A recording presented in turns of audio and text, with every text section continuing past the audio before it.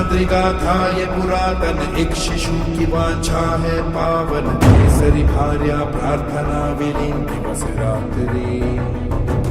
ईश्वर मनोरथ करे प्रदान, अष्ट सिद्धि बालक बलवान, जना पुत्र पवन नंदना।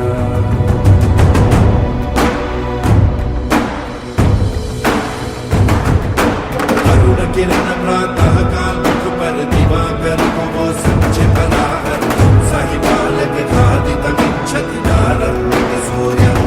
सूर्य सहसा अदृश्य अर्धा जगत अंधकारम्।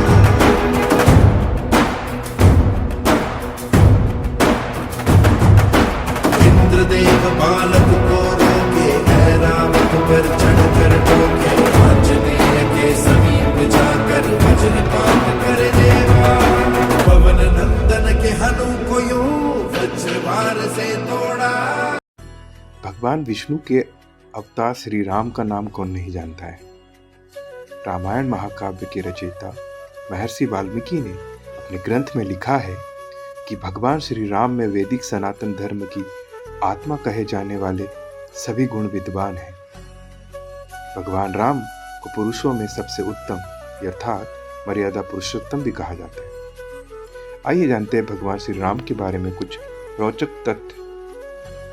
ब्रह्मा, विष्णु तथा महेश में से भगवान विष्णु ने संसार की भलाई के लिए कई अवतार लिए हैं।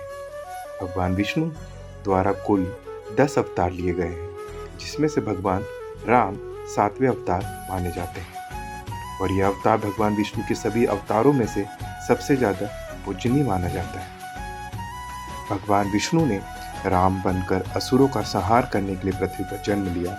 भगवान श्री राम ने माता पिता भक्ति के चलते अपने पिता राजा दशरथ के एक आदेश पर 14 वर्ष का वनवास काटा।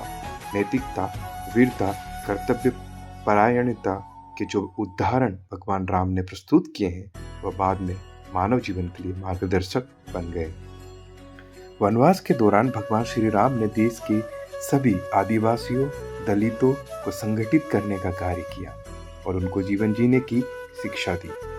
उन्होंने देश के सभी संतों और उनके आश्रमों को राक्षसों, दैत्यों के आतंक से बचाया था।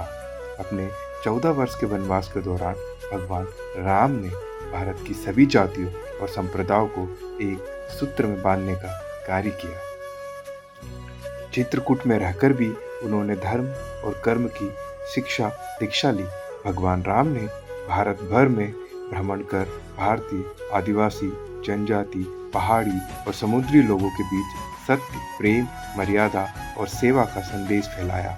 यही कारण था कि राम का जब रावण से युद्ध हुआ तो सभी तरह के अनार्य जातियों ने राम का साथ दिया। वनवास के समय भगवान राम की उम्र 27 साल थी। लव और कुश राम के जुड़वा बेटे थे। राम रावण युद्ध के समय स्वयं इंद्र देवता ने भगवान श्री राम के लिए दिव्य रथ भेजा था। भगवान श्री राम ने पृथ्वी पर 10,000 से भी अधिक वर्षों तक राज किया था और माना जाता है कि माता सीता को रावण की कैद से आजाद कराने के लिए रास्ते में पड़े समुद्र को पार करने के लिए भगवान राम ने भी एकादशी का व्रत किया था। और ये भी कहा जाता है कि वनवास वापसी के बाद भगवान राम के अयोध्या वापसी की खुशी में अयोध्या वासियों ने ही दीप जलाए थे। तब से दिवाली का त्यौहार मनाया जाता है। हमने जाना श्री राम जी के संघर्ष के बारे में। कहते हैं ना, जिंदगी खेलती भी उसी के साथ है जो खिलाड़ी बेहतरीन होता है।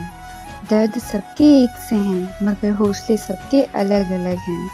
कोई हताश होकर बिखर जाता है तो कोई संघर्ष करके निखर जाता है। जय सिया राम।